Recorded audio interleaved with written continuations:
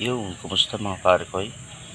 Welcome back sa Paridan TV, kung saan ang seed is life. Meron tayo ditong tatlong magkaibang taniman. Yan, sa ganitong paso, ganito kalaki, at sa ganito kalaking taniman. Magkakaibang taniman, parehas na variety ng sili.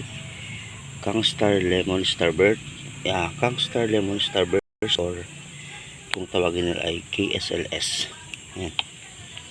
So nating itanim sa magkakaibang taniman, maliit, mas malaki, at pinakamalaki at dalawa ang tinanim din natin dito. Kasi tinanim ko na to dati mga pare ko. Hindi naman masyadong matangkad tong sili na to, kaya subukan natin pabungahin dito at dito naman dalawa, kasi madami naman yung lupa. Yan, siguro mga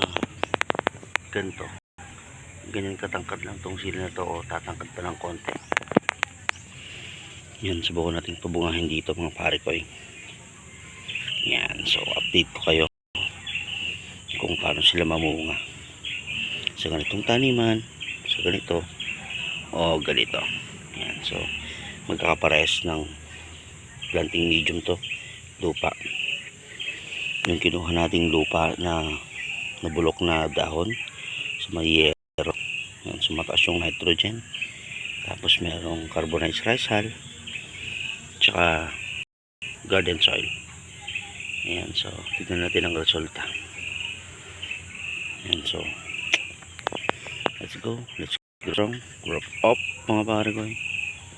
Alright, so